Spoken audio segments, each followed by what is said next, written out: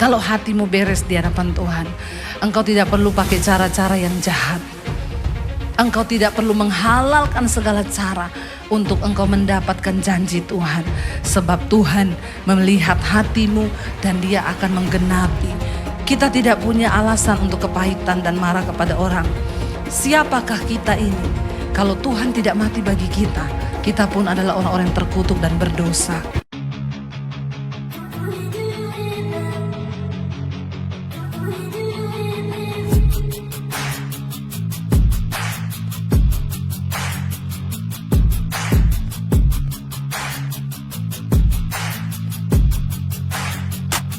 Selamat datang di channel Bela Kebenaran. Kami hadir untuk memberikan informasi opini dan atau fakta terhadap situasi yang sedang terjadi.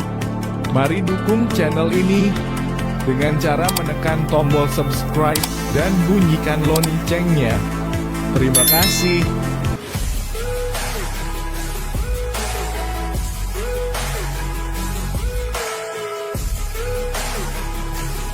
Amin, tepuk tangan buat Tuhan. Iya, silakan duduk Bapak Ibu yang terkasih, Shalom. Bagaimana kabarnya hari ini? Luar biasa karena kita punya Tuhan yang luar biasa. Dan saya percaya hidup kita akan menjadi luar biasa hanya ketika kita tunduk melakukan firman Tuhan. Hati itu penting dan sumber segala berkat itu ya bersumber ketika Tuhan melihat hati kita ini beres di hadapan Tuhan. Ya, makanya ada satu pepatah berkata hati-hati menjaga hati. Kenapa kita harus menjaga hati dengan waspada? Karena tidak ada orang lain yang bisa lihat hati kita. Kalau saya pakai baju terbalik, saudara bisa ngomong, "Bu, bajunya kebalik." Tapi kalau hati saya kebalik, siapa yang bisa lihat? Saya datang tersenyum padahal di hati dongkol. Gak ada yang tahu, hanya Tuhan yang tahu. Nah, kita belajar sore hari ini, kenapa Daud itu dipilih Tuhan menjadi orang yang berkenan kepada Tuhan, menjadi raja atas Israel. Ketika Tuhan menolak Saul menjadi raja, roh Tuhan mundur daripada Saul. Tuhan memilih seseorang untuk menggantikan Raja Saul atas Israel dan dia mendapati Daud. Tuhan berfirman kepada Samuel nabinya, besok kamu pergi ke Bethlehem ketemu dengan Isai. Karena ada seorang dari anak Isai yang akan aku angkat menjadi raja. Isai memiliki 8 orang anak laki-laki, Daud yang paling bungsu. Ketika akhirnya Nabi Samuel datang, dia menyampaikan kepada Isai. Kira-kira bagi Isai ini adalah sebuah berita penting atau tidak Bapak Ibu? Penting ya. Salah satu dari seorang anaknya akan diurapi Tuhan menjadi raja. Dan itu berita penting. Isai belum dikasih tahu siapa yang akan menjadi raja. Dia punya 8 orang anak laki-laki. Dia sampaikan kepada anak-anaknya, dia panggil besok kita akan datang ke hari pengorbanan. Dan salah satu dari kalian akan diurapi menjadi raja atas Israel. Saudara, semua anaknya laki-laki disuruh datang tapi hanya 7. Daud tidak. Saya membayangkan malam itu Isai berkata kepada 7 orang anak laki-lakinya, besok kamu pakai baju bagus. Karena ini acara penting. Ketemu dengan Nabi itu bukan sembarang. Pada zaman itu tidak sembarang orang bisa berjumpa dengan Nabi. Lalu Isai berkata kepada 7 anaknya, kamu pakai baju ini, kamu pakai baju ini. Lalu saudara bisa bayangkan Daud tanya, "Pah, besok aku pakai baju apa? Siapa yang ngajak kamu? Kamu besok gembalakan kambing domba. Kamu gak usah ikut. Kamu gak masuk hitungan. Yang masuk hitungan itu kakak-kakakmu karena mereka prajurit." Saya mau tanya Bapak Ibu, kalau Bapak Ibu yang jadi Daud, kepahitan gak? Jujur. Ayo, kira-kira kepahitan gak?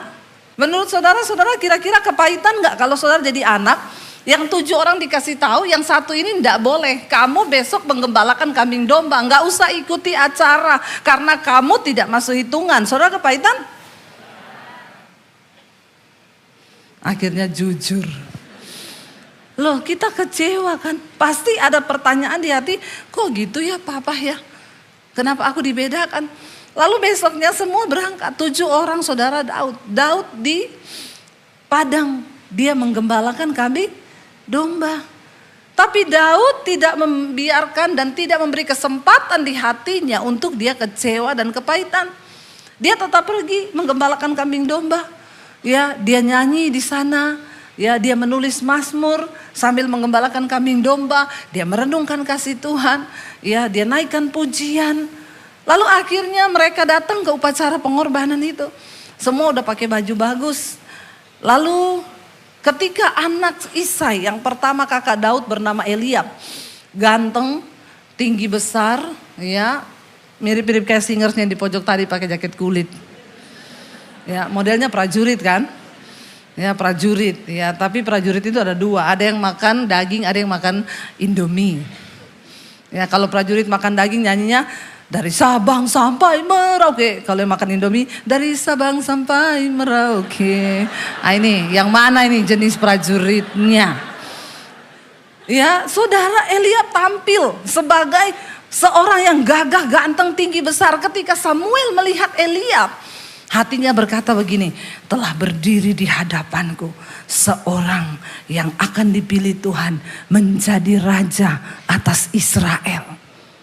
Begitu Samuel berpikir begitu, Tuhan berkata begini, engkau melihat apa yang ada di depan mata, tapi aku Tuhan melihat hati. Sesungguhnya aku telah menolak dia. Disuruh lewat yang kedua, ketiga, keempat, kelima, keenam, ketujuh. Tuhan berkata tidak ada satupun. Samuel bingung, dia panggil Isai. Sudah inikah semua anak laki-lakimu? Karena Tuhan tuh gak pernah salah. Lalu dia bilang enggak. Masih ada sih satu, tapi astaga itu gak masuk hitungan. Dia gak ada tampang raja. Ini loh yang prajurit ini aja, yang kakak-kakaknya itu gak masuk hitungan. Samuel berkata, kita tidak akan memulai acara ini. Kita tidak akan duduk makan sebelum engkau menjemput dia datang ke sini. Dengar baik Bapak Ibu anak-anak muda, kalau hatimu beres di hadapan Tuhan, sehebat apapun orang mau tutup pintu berkatmu, Tuhan cari engkau. Dimanapun engkau berada, dia panggil engkau untuk menggenapi semua janji-janjinya. Bapak Ibu, Tuhan cari, Daud dipanggil. Tidak diceritakan apakah Daud pulang mandi atau tidak. Ceritanya Daud datang. Nggak ada ditulis dia pulang mandi, ya pokoknya dia cepet-cepet lah ya, karena ini nabi yang panggil. Daud datang. Alkitab berkata ketika Samuel melihat dia, ditulis dalam Alkitab, nanti saudara baca sendiri di rumah. Dikatakan Daud masih kemerah-merahan, elok rupanya. Masih merah-merah, masih remaja dia, mirip-mirip saya. Masalah buat lo. Giliran gitu aja ketawa lo. Saudara, akhirnya dipanggil. Waktu Samuel melihat dia, Tuhan berfirman, bangkit berdiri, ambil tanduk tabungmu, urapi dia dengan minyak. Inilah orang yang aku pilih. Manusia melihat apa yang di depan mata, tapi aku Tuhan melihat hati. Ayatnya ada di sini, baca sama-sama. Luar biasa ya. Ya, saudara kita baca ayatnya 1, 2, 3. Tetapi tolong ditayangkan. Tetapi berfirmanlah Tuhan kepada Samuel, janganlah pandang parasnya dan perawakannya yang tinggi, sebab aku telah menolaknya. Bukan yang dilihat manusia, yang dilihat Allah. Manusia melihat apa yang di depan mata, tapi Tuhan melihat hati. Makanya yang muda-muda yang mau cari jodoh, jangan hanya lihat yang cantik, jangan hanya lihat yang ganteng. Alkitab berkata, kecantikan itu bohong, kemolekan itu sia-sia. Kalau cari istri, lihat yang hatinya.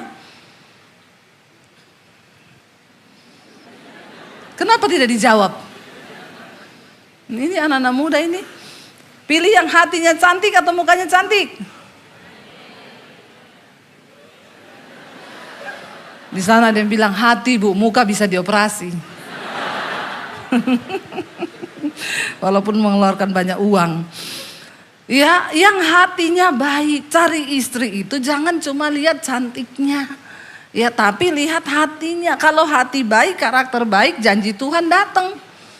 Ya, cari istri hati cantik. Nanti kecantikan wajah itu menyusul. Karena Alkitab bilang orang yang hatinya baik itu wajahnya berseri-seri. Itu bonus, ya. Jadi yang muda-muda di sini cari istri, takut Tuhan, hatinya bersih, pinter cari uang. Ya toh, pinter masak, bisa angkat galon, dan kesetrum tidak mati. Itu saya banget, saya banget, saya banget. Beruntunglah suami saya mendapatkan saya. Iya, saya banget tuh ya. Bahkan dulu naik motor mogok saya dorong. Oh, itu cari istri yang begitu itu ya. Jadi untung suami, karena Alkitab berkata mendapat istri mendapat keuntungan. Jangan kau kawin malah rugi, malah nombok. Nah, itu tidak Alkitabiah. Lalu Bapak Ibu di sana dikatakan Daud itu Tuhan lihat hatinya. Nah kenapa? Saya itu tertarik ya. Maksudnya Daud tuh punya hati yang seperti apa sih sampai Tuhan itu melihat hatinya. Tuhan memilih dia. Lalu saudara, Alkitab berkata 1 Samuel 16 Tuhan urapi dia. Besoknya Daud dipromosikan Tuhan. 1 Samuel 17.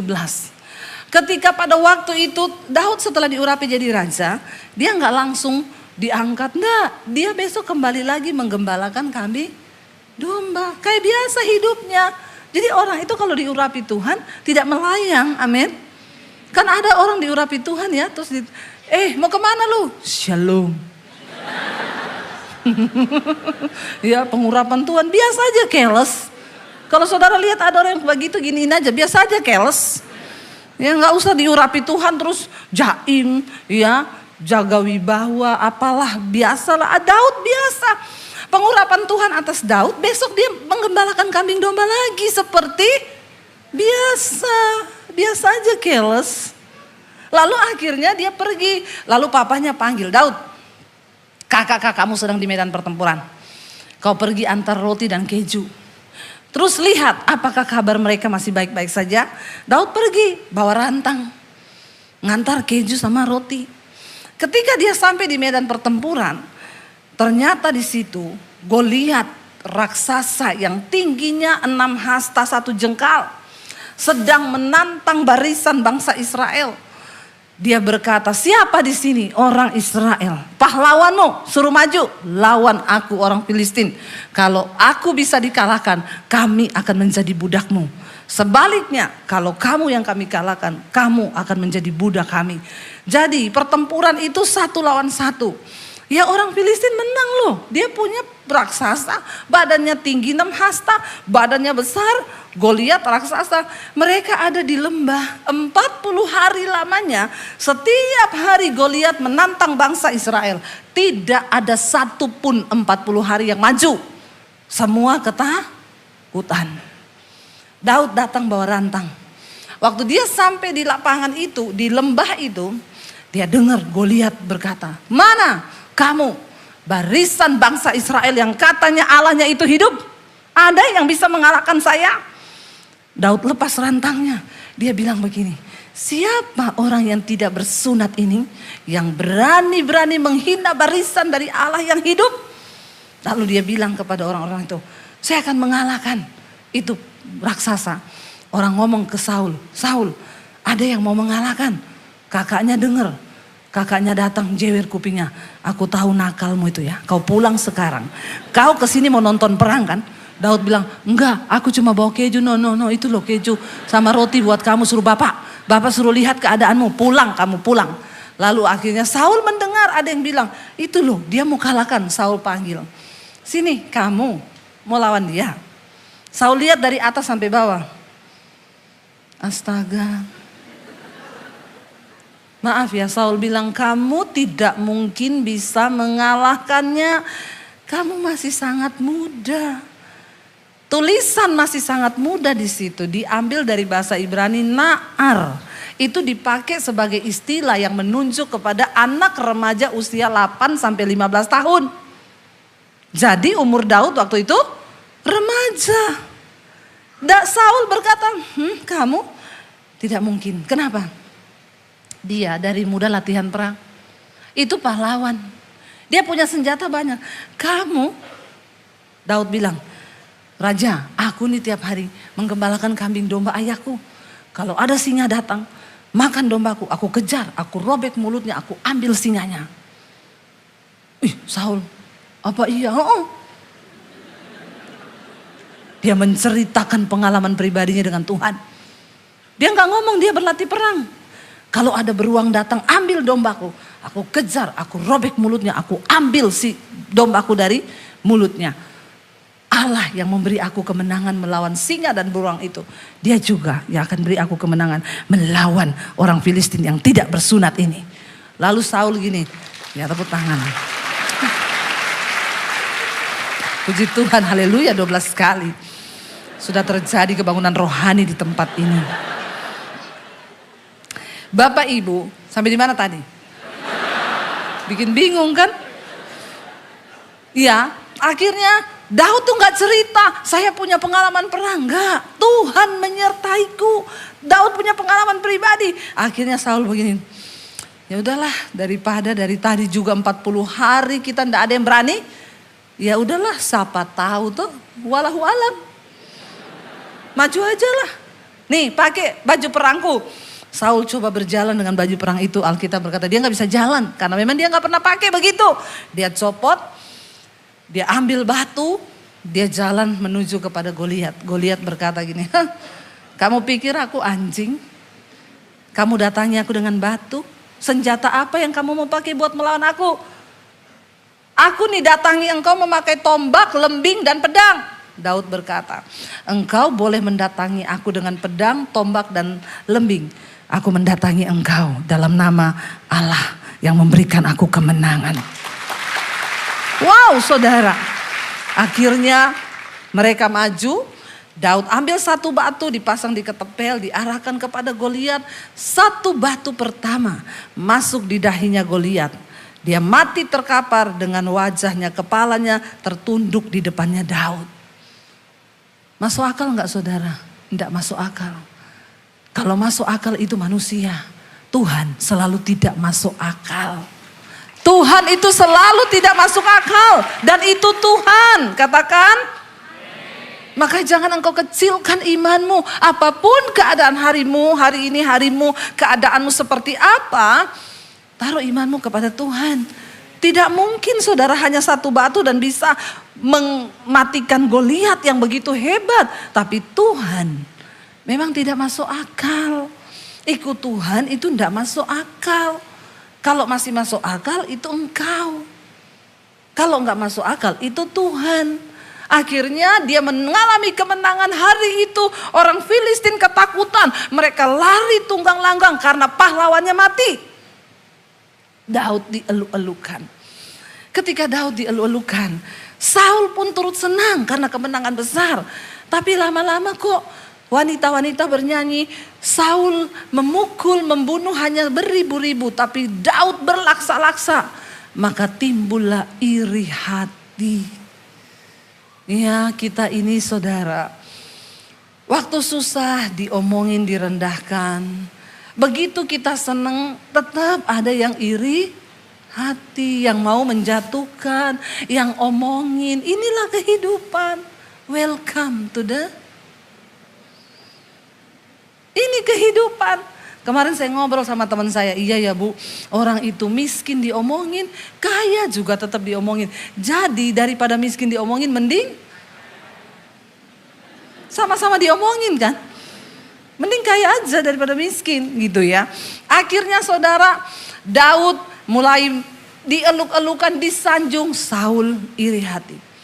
Iri hatinya Saul terus dia biarkan menjadi kepahitan sampai akhirnya Saul ingin membunuh Daud. Dia kerahkan seluruh pasukannya, semua cari Daud, bawa kepalanya penggal, bawa ke sini. Saya mau tanya, yang suruh cari ini raja atas Israel. Bukan security, bukan satpam, bukan orang-orang yang tidak berpengaruh. Ini presiden. Suruh cari, kira-kira seluruh negara itu nyari gak? Nyari, semua berlomba-lomba bawa kepala Daud kepada raja karena pasti dapat imbalan. Daud lari entah kemana, dikejar, di sini dikejar. Akhirnya Daud berpikir gini, mending saya lari ke negeri orang Filistin, itu musuhnya Israel. Pasti Saul tidak berani mengejar saya ke sana. Daud lari ke sana. Daud bilang, sekalian aku tahu ini semua musuh. Daripada di Israel, aku enggak tahu mana musuh mana teman. Itu lebih susah loh saudara. Mending kita ada di satu lingkungan yang memang semuanya memusuhi kita. Daripada kita ada di satu lingkungan, ada yang pura-pura berteman. Tapi ternyata menikam dari pengalaman pribadi ya. Ya kalau ketemu, hai Cin, halo Say, pret. Yang bermulut-mulut manis itu nggak usah didengar. Ya, karena biasanya itu berduri di belakang. Ya, lalu saudara, akhirnya Saul lari ke negeri orang Filistin. Sama orang Filistin dikenali, ini bukankah Daud yang pernah membunuh pahlawan kita? Gue lihat, iya, tangkap. Dia ditangkap, dibawa menghadap kepada Raja Filistin, Raja Akis. Raja, ini Daud yang dulu pernah bunuh pahlawan kita. Langsung Daud otomatis pura-pura gila. Alkitab berkata dia ludahi janggotnya, ludah semua. Dia nari-nari kayak orang gila. Raja Akis lihat, dia bilang kurang orang gila kan di negeri ini. Terus kamu bawa orang gila datang ke sini? Enggak, ini Daud. Enggak, bawa dia keluar dari istanaku ya. Jangan kau bawa orang gila datang ke sini. Lolos Daud. Ini mungkin bisa dijadikan satu trik. Ketika ada debt collector datang di depan rumah, saudara keluar langsung. Dia pulang lari, dia lihat saudara. Ih udah gila orangnya, banyak utang. Enggak lah ya, di sini enggak ada yang didatangi debt collector, semuanya luar biasa, amin. Haleluya, insya Allah ya. Saudara, akhirnya dikatakan, ya Daud pura-pura gila, lolos dia hari itu. Tapi saudara, dia lari ke gua Adulam. Saudara, ketika Daud diurapi menjadi raja, itu usianya 15 tahun. Daud dilantik sebagai raja atas Israel 30 tahun. Jadi berapa tahun dia melarikan diri dari Saul? Cuma dari satu orang yang bernama, aduh, betapa buang waktunya 15 tahun. Dan saudara, kalau dia punya kesempatan untuk bunuh Saul, kira-kira kalau saudara jadi Daud, lalu saudara punya kesempatan untuk bunuh Saul, saudara bunuh nggak? Kompak bunuh. Luar biasa ya. Kelihatan aslinya tapi mending jujur. Ya daripada munah. Loh bener 15 tahun dia menghabiskan waktunya cuma dengan berurusan dengan yang namanya Saul. Dan orang inilah satu-satunya penghambat untuk dia bisa duduk di kursi kerajaan. Amin. Kalau kita kira-kira musuh bebuyutan. Bener gak? Siang malam kita jengkel, hati kita panas, kita doakan Tuhan. Kutuk dia Tuhan. Banyak orang Kristen, kita gak mampu berdoa buat musuh. Padahal Tuhan bilang, engkau harus sampai di titik jaga hatimu. Berdoa buat musuhmu, minta berkat buat dia. Kita sih berdoa buat musuh kita. Tapi doa kita, Tuhan, aku tidak bisa membalas. Tapi aku percaya pembalasanmu lebih kejam. Kok Tuhan dikejam-kejamkan? Enak aja lu. Gak bisa begitu. Bapak ibu kita belajar dari Daud.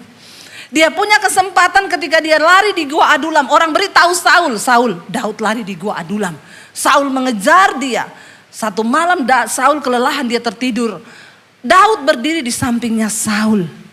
Lalu pegawainya bilang, ini waktunya. Tusuk lambungnya pakai tombak. Gak usah 2 kali, 1 kali mati.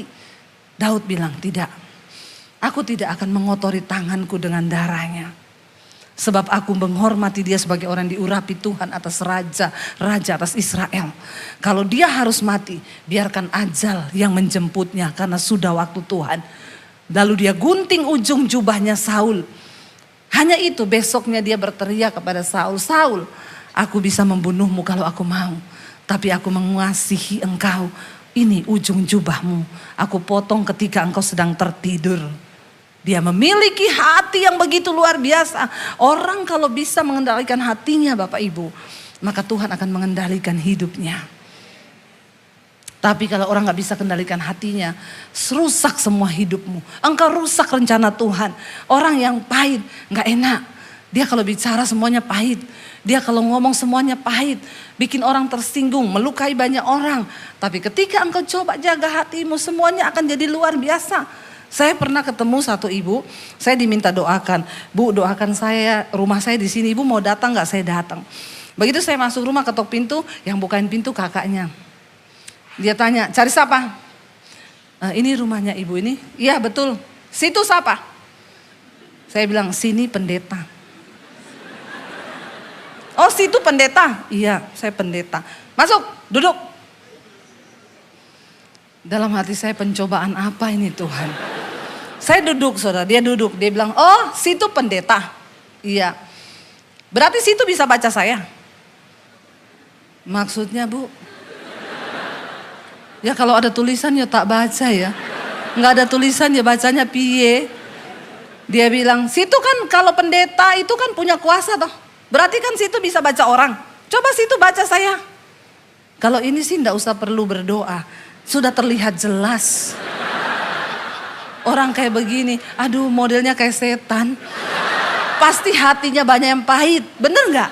Nggak mungkin kalau orang hatinya manis begitu. Orang itu kalau kepahitan pertama nggak bisa ketawa. Lihat kanan kirimu yang bisa ketawa. Kilik-kitik dulu biar dia ketawa. Yang kedua nggak bisa nangis. Hatinya membatu, tidak ada rasa lagi. Orang kalau nggak bisa nangis bahaya. Ya modelnya kayak ibu ini. Duduk. Nenek. Saya mending ketemu anjing galak loh. Daripada ketemu yang kayak gini mending. Saudara, ya baca saya. Coba kalau situ bisa baca saya. Saya agak menggeser sedikit. Harus jaga jarak. Sakit jiwa. Ini mendekati gila orang begini. Lalu saya bilang, Bu, karena ibu suruh saya baca ibu. Iya. Maaf ya Bu, saya berdoa Roh Kudus, jamah dia Roh Kudus. Saya lihat ada vas bunga di situ. Kalau saya tidak berjaga-jaga, bisa jadi nih vas bunga melayang di kepala saya. Pelayanan itu penuh dengan resiko.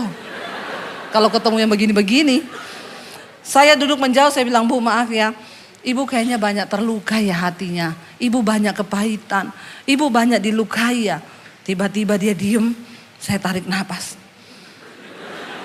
Tiba-tiba dia nangis. Dalam hati aman. Roh Kudus ini. Roh Kudus. Bener, nangis. Ampun. Iya ibu pendeta, saya ini banyak dilukai. Bukan sama orang jauh, sama orang deket Bu. Dalam hati saya memang yang melukai itu kebanyakan orang. Saya nggak pernah layani ibu kepahitan sama siapa. Sopir angkot Bu. Nggak pernah ada. Atau ibu kepahitan sama siapa, tukang sayur Bu. Dia jual tomat busuk, saya kepahitan. Nggak ada. Orang yang bisa melukai itu adalah orang yang deket, yang punya tempat di dalam hati. Lalu saudara, saya belai dia. Tuhan, Engkau mengasihi ibu ini. Wah, tambah kenceng nangisnya. Tapi nggak apa-apa, dia ini sudah nggak pernah nangis. Saudara, coba engkau renungkan. Jangan-jangan engkau juga setahun ini nggak pernah nangis. Engkau mendekati sakit jiwa loh. Bener, Tuhan menciptakan kita air mata loh. Untuk melampiaskan perasaan. Entah engkau bahagia, engkau duduk di kaki Tuhan, harus nangis. Waktu kita nangis, kita membuang banyak hormon stres, mengeluarkan hormon yang menenangkan. Makanya saudara itu harus nangis, amin. Nangis saja, nggak punya duit nangis, nggak apa-apa. Yang penting nangis. Yang penting nangis daripada stres, amin. Iya, lalu saudara, saya belai dia dalam nama Yesus. Tuhan mengasihimu Bu, makanya Tuhan itu mengizinkan. Dalam nama Yesus. Begitu selesai, aduh dia plong. Habis itu gini, terima kasih ya Bu pendeta. Sudah tersenyum mukanya. Terus saya bilang, iya Bu, maaf Bu, ibu namanya siapa ya? Saya jawab, situ. Lah kok malah rohnya pindah ke saya ya? Saya jengkel kan dari tadi. Situ siapa? Situ siapa? Situ pendeta, situ sana sono loh. Jadi waktu dia tanya, ibu namanya siapa? Saya jawab, nama saya Debbie Bu. Oh terima kasih loh Ibu Debbie, mau minum apa? Hati dijamah langsung berubah. Karena dia bertanyanya dengan senyum, saya berani jawab, boleh Bu kopi ya Bu ya. Tapi kalau dia bertanya gini, minum apa? Jangan saudara jawab. Saudara bilang kopi, keluarlah kopi pakai sianida. Maka matilah kau. Kenapa ada orang bikin kopi pakai sianida? Karena dia bikin kopi dengan hati yang pahit. Hati-hati, dijamah langsung berubah. Ya, saudara, akhirnya Daud, dia tidak bunuh Saul. Sampai Tuhan beri waktu yang kedua, dia ketemu Saul dalam keadaan tertidur. Coba kali ini kita baca. Ketika yang kedua Saul mengejar Daud dan orang bilang, Tuhan, ada Saul mengejar engkau. Lalu Daud pergi cari dan dia dapat semua Saul dan tentaranya sedang tertidur nyenyak. Lalu anak buahnya bilang gini, izinkan aku tusuk tombakku ini ke dalam lambungnya. Daud sekali lagi berkata, jangan engkau ambil nyawanya, karena aku tidak mau mengotori tanganku dengan kematian Saul. Saudara, ini penghalangnya sampai Daud itu belum naik jadi raja. Akhirnya Saul ada kesempatan buat Daud membunuh dia, tapi dia sekali lagi tidak mau. Sampai akhirnya saudara, Daud berkata, jangan dibunuh, aku mau ambil saja senjatanya. Lalu Daud membawa senjata Saul. Dia berteriak kepada Saul, Saul bangun, aku membawa senjatamu. Bagiku mudah untuk membunuh engkau. Lalu dia bilang begini, kita baca yuk. Ya, saya habis ini selesai ya, tenang. 1 Samuel 26. Baca ayat yang ke-18, mulai kita secara cepat aja. Ya, firman Tuhan berkata demikian, 1, 2, 3 kita baca. Lalu berkatalah ia, mengapa pula tuanku mengejar hambanya ini? Apa yang telah kuperbuat? Apakah kejahatan yang melekat pada tanganku? Oleh sebab itu, tuanku raja mendengarkan perkataan hambanya ini. Jika Tuhan yang membujuk engkau melawan aku, maka biarlah ia mencium bau korban persembahan. Tetapi jika itu anak-anak manusia, terkutuklah mereka di hadapan Tuhan, karena mereka sekarang mengusir aku, sehingga aku tidak mendapat bagian daripada milik Tuhan, dengan berkata, pergilah beribadah kepada Allah lain.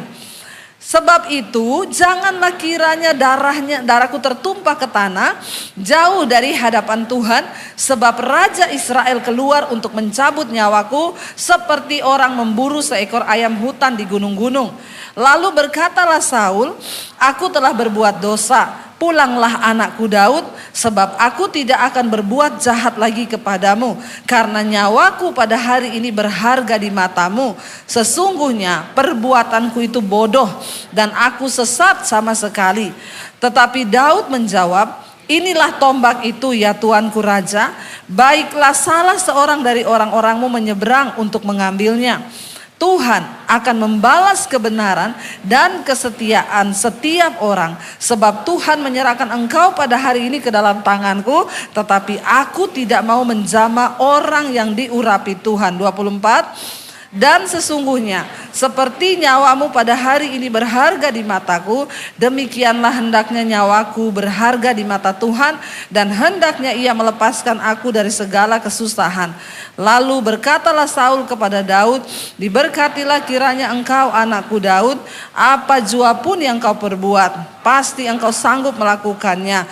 Lalu pergilah Daud meneruskan perjalanannya, dan pulanglah Saul ke tempatnya. Kita lihat, Daud tidak begitu saja pulang karena dia tahu pasti Saul akan tetap membunuhnya. Daud percaya banget semua yang terjadi atas hidupnya itu seizin Tuhan. Kalau Tuhan belum selesai, maka itu akan diproses terus. Jadi dia tidak mau mempercepat. Orang yang hatinya tulus di hadapan Tuhan, dia tidak mencurigai Tuhan. Dia tidak menganggap proses itu sebagai sesuatu yang akan menghancurkan dia. Ternyata dia tahu 15 tahun Tuhan memproses dia dengan Saul supaya dia menjadi raja yang kuat dan berkarakter yang berkenan di hadapan Tuhan. Akhirnya kita tahu bersama di pasal-pasal selanjutnya, orang Filistin kembali menyerang orang Israel. Lalu semuanya mati terbunuh. Saul ketakutan. Dia melarikan diri karena anak-anaknya telah dibunuh oleh orang Filistin. Dia berkata kepada ajudannya, tolong bunuh aku. Ajudannya berkata, aku tidak mau melakukan itu. Saul bilang, aku takut kalau aku ketangkap sama orang Filistin, maka mereka pasti akan menyiksaku. Karena Simson juga disiksa, biji matanya dicongkil sama orang Filistin. Saul sangat ketakutan. Lalu ajudannya tetap tidak mau membunuh dia. Saul menancapkan pedangnya di tanah. Lalu dia menjatuhkan tubuhnya di atas pedang itu. Saul mati bunuh diri. karena ketakutan. Orang yang hatinya jahat akan binasa oleh perbuatannya sendiri. Dan Daud berkata, Tuhan akan membalaskan kebenaran dan kesetiaan. Setelah Saul mati, apakah Daud jadi raja? No. Panglimanya Abner mengangkat anak Saul, Isi-Boset, menjadi raja atas Israel. Selama 7 tahun dia memerintah, Daud tidak berusaha dengan cara-cara yang licik. Bahkan ketika anak buahnya sendiri, Isi-Boset punya anak buah 2, membunuh Isi-Boset di kamar tidurnya. Kepalanya dipenggal, kepalanya itu dibawa kepada Daud. Mereka berkata, Tuhan, kami telah membalaskan dendammu kepada keturunan Saul yang menghalangi engkau menjadi raja. Ini kepalanya kami bawa. Daud marah besar. Dia bersedih dan dia berkata, kenapa engkau membunuh orang benar? Aku tidak pernah membenci Saul dan keturunannya. Dan dia panggil 2 anak buahnya, dia suruh bunuh 2 orang yang sudah membunuh anak Saul. Dan akhirnya sampai di situ berakhirlah kerajaan Israel di keturunan Saul. Tuhan melantik Daud menjadi raja atas Israel. Bapak Ibu, saya undang para imam musik maju ke depan. Kalau hatimu beres di hadapan Tuhan, engkau tidak perlu pakai cara-cara yang jahat. Engkau tidak perlu menghalalkan segala cara untuk engkau mendapatkan janji Tuhan. Sebab Tuhan melihat hatimu dan Dia akan menggenapi. Kita tidak punya alasan untuk kepahitan dan marah kepada orang. Siapakah kita ini? Kalau Tuhan tidak mati bagi kita, kita pun adalah orang-orang yang terkutuk dan berdosa.